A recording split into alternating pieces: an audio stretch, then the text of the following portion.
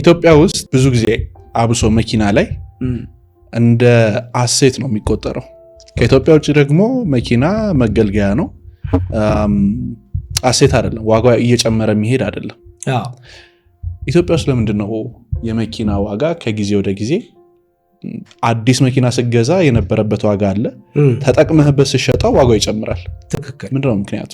እንደ ትሬንድ እንደ ባህል ሆነና የኛ ሀገር ብዙ ጊዜ ከገበያ አንጻር ከነባራዊ ሪያሊቲዎች አንጻር ስታየው ብዙ ነገሮቻችን በተገላቢጦሽ የሚታዩበት ሁኔታ አለ። ይሄ ያው ትሬንዱ ያስቀመጠው ተሞክሮ ነው። ለምሳሌ አብዛኞቹ መኪኖች ወደ ኢትዮጵያ የገቡ መኪኖች ካያቸው ኦልሞስት 85% ማለት ይቻላል ያገለገሉ መኪኖች ነው። ኢቭን ሀገራቸው ላይ በጃፓን አገልግለው ዱባይ ላይ ለማርኬት ቀርበው የመሪያቸው አቅጣጫ በስተግራ የሚለው ከተረጋገጠ በኋላ ወደ ኢትዮጵያ መጥቶ 5-6 ዓመት 7-8 ዓመት አገልግሎ ስትሸጠው አትርፈ የምትሸጥበት በሳይንቲፊክ አፕሮቹ የተሳሳተ በእኛ ተሞክሮ ደግሞ ለምደነው ትክክል የሆነበት የኛንም የማርኬቲንግ ኮንሰፕት ባዛባ ሁኔታ ያለበት ተሞክሮና ልምድ ነው ያለው።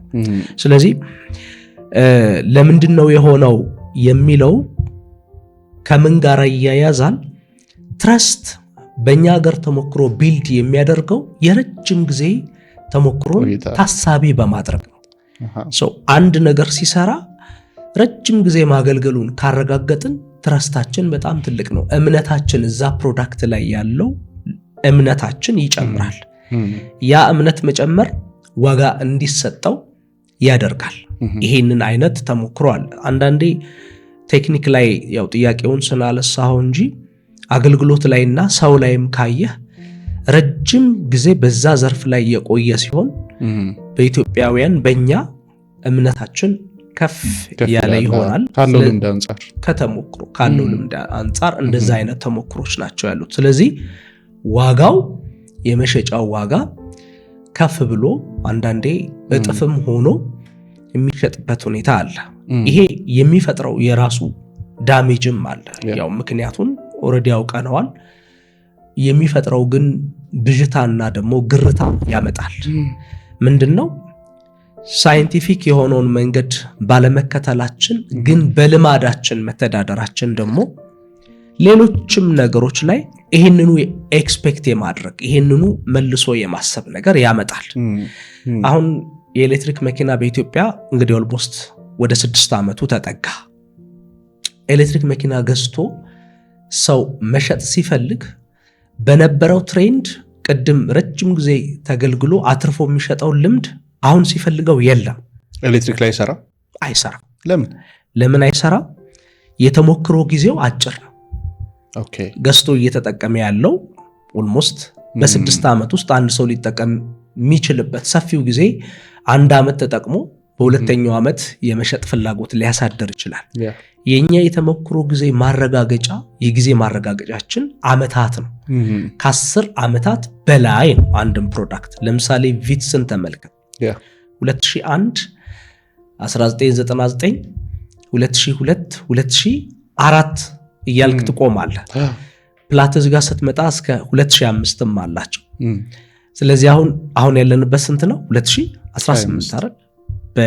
በእኛ ስለዚህ ቢያንስ እችን መኪና ከ10 ዓመት በላይ አሮጌ ሆና መታ አገልግላ መታ እዚህ ደግሞ ያለው ሰውዬ ረጅም ጊዜ የተጠቅሞበት ማረጋገጫውን አግኝቷል። ይቀጥላል የሚል እምነት የሚያሳድረው ብዙ ባገለገለው ልክ ነው ብሎ ያስባል። አሁን ቪትስን እኮ ስንመለከት የዛን ሰዓት መጀመሪያ ላይ ሲሸጥ 300,000 ምናምን ነበር፣ 250,000 ነበር። አሁን 4 እጥፍ ምናምን አድጓል። ከ10 ዓመት በኋላ ተመልከት። እንግዲህ ይሄ ተሞክሮ ኤሌክትሪኩ ላይ ይጠብቀዋል። ስለዚህ ሰውየው ይሄ ማህበረሰቡ ተጠቃሚው የጊዜ ምስክርነቱን በአትኩሮት ይከታተላል። እንደዛ ያህል ጊዜ የቆየ ነው እማቀው ብሎ ያምናል። ምክንያቱም ማወቅ ሲባል በእኛ ሀገር ተሞክሮ በጊዜ ምስክርነት ማረጋገጫ ያገኘ ብሎ ያምናል። ለምሳሌ በቆየ ቁጥር ልምድ ያለው መካኒክ ይፈጠራል። ያለውም በተሻለ እዛ ላይ ኤክስፐርቲስ ይሆናል። ፓርቱም አስመጪውም መኪናው መኖሩን ካወቀ አምጥቶ ያቆይልኛል። ካረጁና ከባሰባቸው ደግሞ በተሞክሮ ማረጃ ቤት ከሚባለውም ቢሆን አሮጌውን ሄጄ መግዛት እችላለሁ የሚል ተያይዞ የመጣ ተሞክሮና ልማድ አለው። እዚህ ውስጥ ገበያው ላይ ደግሞ በቆይታቸው እነዛ መኪኖች ደግሞ የሚያውቋቸው በኮሚሽን ሰራተኝነት ላይ ያሉት ፕሮሞት ያደርጉታል። ይሄ ይሻላል፣ ሰው የሚያውቀው ይሻላል የሚለው አይነት ተሞክሮ ተረጋግጦ ያንን አምኗል። ኤሌክትሪኩ ላይ ሲመጣስ አዲስ ቴክኖሎጂ ነው። በጥናት በኢኖቬሽን በሪሰርች በዲቨሎፕመንት እዚህ እኛ ጋር ከመጣ በኋላ ግን የተደከመበትን ነገር የሚያቀበት እድል ስለሌለው ነገሩን ለማመን ጥርጣሬ ውስጥ ይገባል። አንድ ነገር ዝም ብሎ ራንደምሊ ሀፕን አያደርግም። የራሱ ሪሰርች፣ የራሱ ተሞክሮ፣ የራሱ ኤክስፐርቲስ ኖሮት ላብራቶሪ ቴስት ኖሮት ነው። እኛ ግን እሱን ስለማናደርግ ስለማናመርት ከሚመረትበት ቦታ ይሄ ነገር ሲመጣ እምነቱን ለማግኘት የኛ ተሞክሮ የትኛው ነው? ስንገለገል ባገኘነው የጊዜ ልኬት እንጂ በሳይንስ ላይ ተመርኩዞ እምነት ማሳደር የሚባል አይነት ተሞክሮ እምብዛም የለንም። ስለዚህ እንዲህ አይነት ፋላሲ ይፈጥራል። ለምን አምራች አይደለንም? ቢያንስ የአሴምብሊንግ ተሞክሯችን እንኳን ውስንነት የታከለበት ነው። ስለዚህ ሁለት ቦታ ላይ ይጎዳናል። አንዱ አዲስ ሆኖ የመጣውን ነገር መርምሮ ፈትሾ ስታንዳርዱን አስወጥቶ አይቶ የመቀበል ችግር ያመጣል። ለዚህ ነው ኤሌክትሪክ መኪና ለመግዛት ሰው ሁለት ልብ የሚሆነው።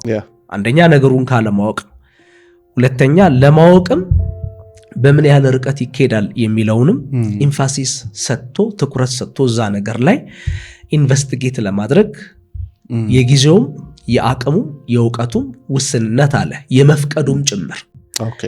ስለዚህ እዛ ደረጃ ይደርሳል። ምክንያቱም ሰው ከልማዱ ለመውጣት በተፈጥሮ ይቸገራል። በእኛ ደግሞ በጣም ነው የምንቸገረው። ለዚህ ነው አንዳንድ ጸሐፍቶች ልማድ ከሉጋም ይስባል ይላሉ። ሉጋም ታውቃለህ፣ በቀኝና በግራ ለማስኬድ ከፍተኛ ኃይል አለው። ከሱም ይብሳል ልማድ። የለመድከው አልጋ ከቦታው ሳነሳብህ እንቅልፍም ላይወስድህ ይችላል። አዲስ ቦታ የሄድክ ሁሉ ሊመስል ይችላል። በእኛ ተሞክሮ ደግሞ ትንሽ ከዛም ከፍ ያለ ነው። አንዳንድ ጊዜ መኖሪያ ቤት የቡና ማሽን መውቀጫ ገዝተው በነበረው ነው የሚወቅጡት። ልማዱ ቶሎ አይለቅም። ስለዚህ አዲስ ነገር ሲመጣ ኦፍኮርስ ሂውማን ኔቸር ነው።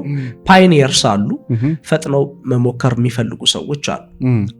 አንዳንዶች ደግሞ ዘግየት ብለው ቆይ ግድ የለም እንየው ማለት እኔ ለምን ሰክሪፋይ ሆናለሁ ብለው ደግሞ የሚቆጠቡ አሉ።